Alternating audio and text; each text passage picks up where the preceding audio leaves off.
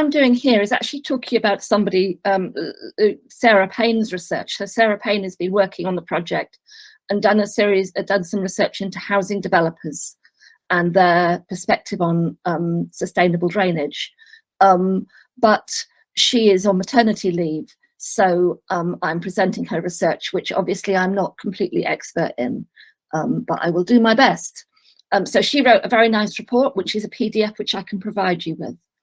So her investigation involved basically interviews with the technical directors of house builders during the winter of 2021. And there were sort of 4 themes that she was focusing on, which will be the order in which I discuss the results. So starting off with the decision-making process for hydrological compliance, moving on to talk about what was the added value that putting SuDs or nature-based solutions brought, well, specifically nature-based SuDs into sites. Thirdly, the technical cost and planning constraints that inhibit the routine use of SuDs in new developments. And finally, what needs to change.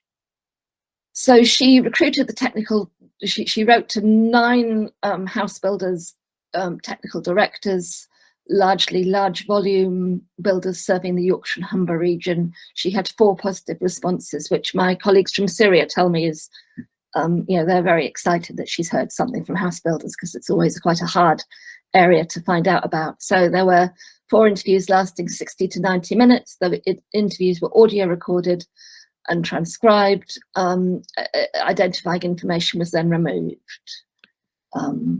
So coming to then what was found. So all the different house builders reported something of a similar decision-making process with some small differences. And I've kind of blocked what she put as a 7-step process into a 3-step process here, just trying to make sense of it for visual needs. I think what strikes me about it is that within the house builders organisation, there are different teams, and the different teams have charge of the material at different times. So the technical team gets sent a map of a potential site, and they make a feasibility plan for it. And they then also generate a constraints plan highlighting the drainage. But then they send it to the designers, and the designers then make a sort of roughly a design of, okay, given that rough idea about drainage, how are we going to set out the houses? And once they've done that, the technical team come back and develop a detailed drainage plan. Then it goes to the land team, who work out what the costs and benefits would be. They select a price they're willing to offer, and they make an offer for the site. So all of that first and second stage happens before the site is purchased. If, as a consequence of that offer, the site is purchased, the land team then work with the planning team to request permission.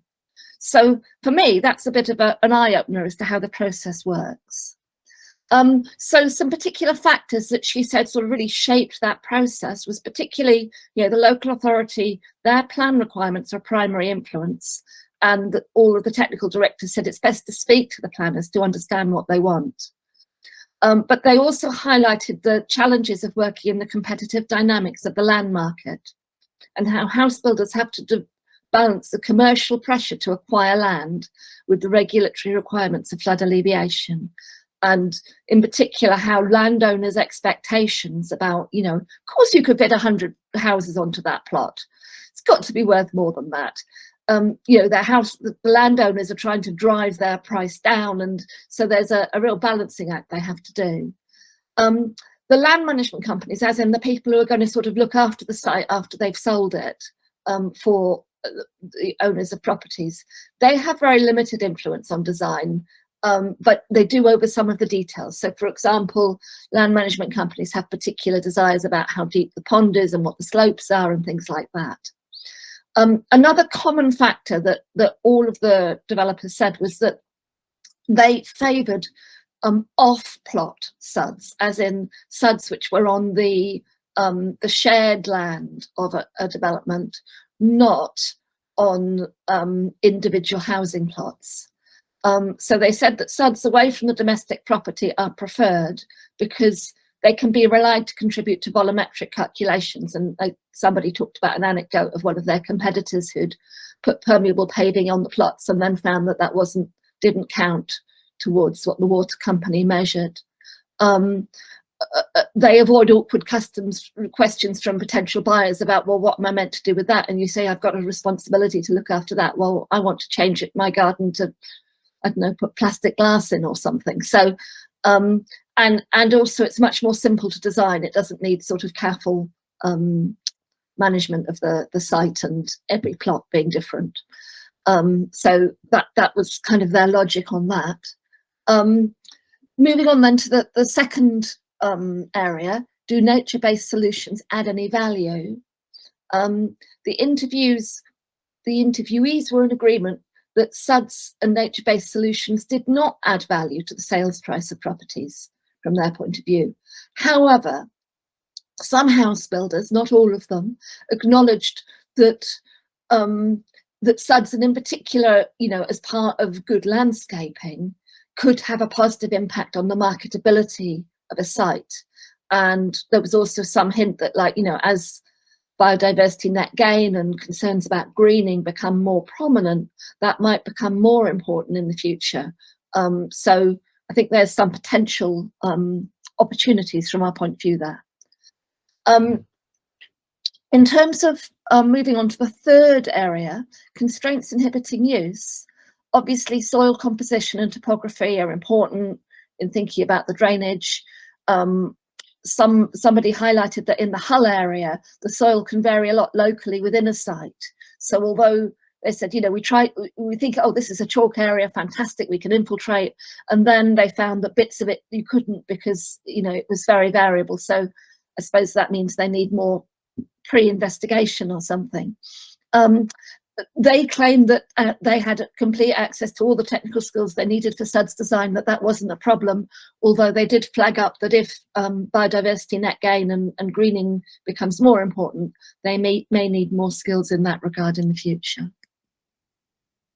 Moving on then to the regulatory and adoption constraints, there were, I mean, I suppose this sort of interview is inevitably going to bring out people moaning about the people they're trying to work with and the challenges they have. So some people highlighted conflict within the local authority between the planners and the flood risk managers, and also that they talked about delays and inconsistent requests from the planners that caused delays for them, and some lack of competence. Particularly, they said that, you know, the planning profession, something that maybe I need to take on, planning profession lack understanding of SuDs and don't understand that permeable paving won't work on clay or other things, or suggesting a pond at the top of the hill.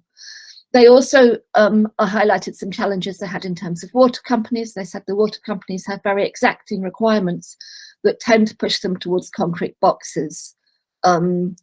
So there was a distinction made between the incumbent water companies, who can be stringent and exacting in their requests, for example, regarding the sizing of ponds, whereas private water companies, they said, tend to be more flexible. What I haven't completely worked out is what Sarah meant by private and incumbent water companies, but maybe somebody else in the room will know. Nature was also excluded from some of these because of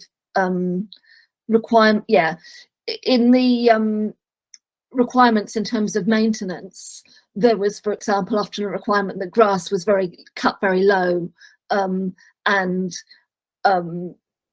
they said, well, that doesn't really fit with supporting biodiversity. So they felt there was a conflict in the government priorities, or in the way the priorities were implemented between different parties. They also highlighted a number of constraints related to land markets and maintenance. So I've already hinted at the thing that landowners don't usually understand SuDs and their requirements. As water quality comes on stream, there'll be an increase in the land required, they suggested, which will make SuDs an even more expensive intervention from their point of view than there is now.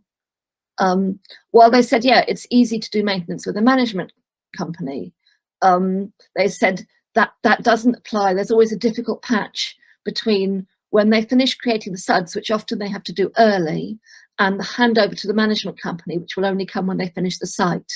And there's a patch when you know, they have to find a way to do the maintenance, which isn't normally their job, and to keep the litter off and so on. So they said that that's an awkward transition period. There's a feeling that because of local authorities being so strapped for cash, they were less and less willing to adopt SuDs. Hopefully, if Schedule 3 comes in, that'll change.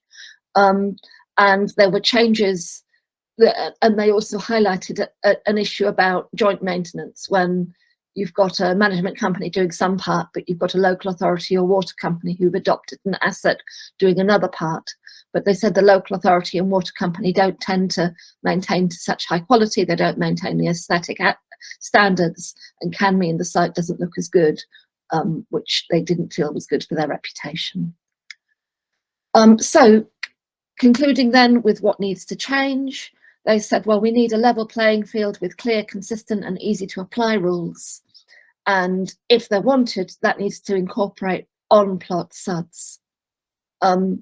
They suggested that housing allocation needs to come with a blue-green infrastructure plan that should specify the percentage of the site to be allocated to both SuDs and biodiversity gain.